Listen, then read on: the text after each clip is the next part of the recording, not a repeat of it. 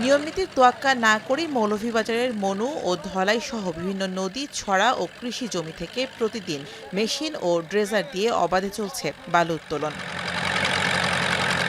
বিগত সরকারের আমলে প্রভাব খাটিয়ে বালুমহাল ইজারা দিয়ে বছরের পর বছর ধরে বালু উত্তোলনের অভিযোগ থাকলেও এক্ষেত্রে প্রশাসন অনেকটাই নিষ্ক্রিয় থেকেছে।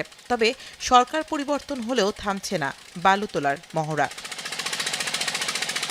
মৌলভীবাজারের ৭ উপজেলার মধ্যে বালুতোলায় অন্যতম এলাকা কুলাউড়া উপজেলার কাটারকোলা ব্রিজ, রাজাপুর ব্রিজ ও চাতলাপুর ব্রিজ। এছাড়াও বালু উত্তোলনের তালিকায় রয়েছে সদর উপজেলার ধলাই নদীর তীরবর্তী এলাকাসহ বেশ কিছু জায়গা।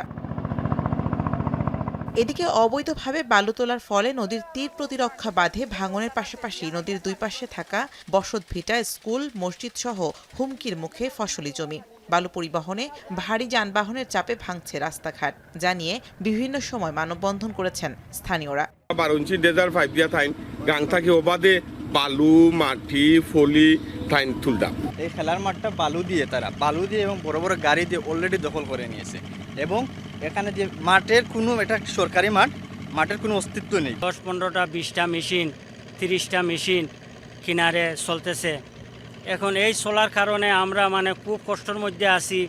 পানি উন্নয়ন বোর্ড বলছে ইতিমধ্যে ঝুঁকিপূর্ণ এলাকায় বালুমহাল ইজারা না দিতে লিখিত সুপারিশ করা হয়েছে।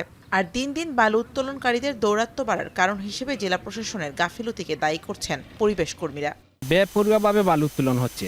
আগে একটি পক্ষ ছিল, এখন সেই পক্ষ পরিবর্তন হয়ে নতুন আরেকটি পক্ষ অব্যাহতভাবে বালু উত্তোলন করছে। উত্তোলন এমন জায়গায় করা হচ্ছে যেখানে ব্রিজ আছে, তো ব্রিজের কাছে বালু উত্তোলন করা যায় না। এতে কিছু ব্রিজ ধসে পড়ার যথেষ্ট কিন্তু সম্ভাবনা রয়েছে, ব্রিজের ক্ষতি হবে।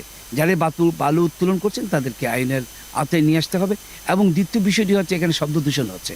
এ বিষয়ে মোবাইল কোর্ট পরিচালনা করে জেল জরিমানা করা হচ্ছে। যারা নিয়মনীতি অমান্য করে বালু উত্তোলন করছে তাদের বিরুদ্ধে ব্যবস্থা নেওয়া হবে বলছে জেলা প্রশাসক। আমরা হাইড্রোগ্রাফিক জরিপ করে সেই নির্দিষ্ট এরিয়ার মধ্যে থেকে ইজারাদারকে বালু উত্তোলন করতে বলা হয় এবং কত ঘন ফুট বালু উত্তোলন করবে সেটাও বলে দেওয়া হয়। ইজারার শর্ত যদি কোনো ইজারাদার ভঙ্গ করে তাহলে তার ইজারার কার্যক্রম বাতিল করে দেওয়া হয়। জেলার 40টি বালু মহলের মধ্যে এখন পর্যন্ত 21টির টেন্ডার দেওয়া হয়েছে। অবশিষ্ট 19টি সিলিকা বালু ও সাধারণ বালুমহাল এখনও টেন্ডার প্রক্রিয়াধীন রয়েছে। এখন Moulvibazar. Colour expert, George sap এবং মাইল্ড অন হ্যান্ডস টেকনোলজি সমৃদ্ধ অরিক্স ক্রিস্টাল ওয়াশ আপনার লন্ড্রি এক্সপার্ট।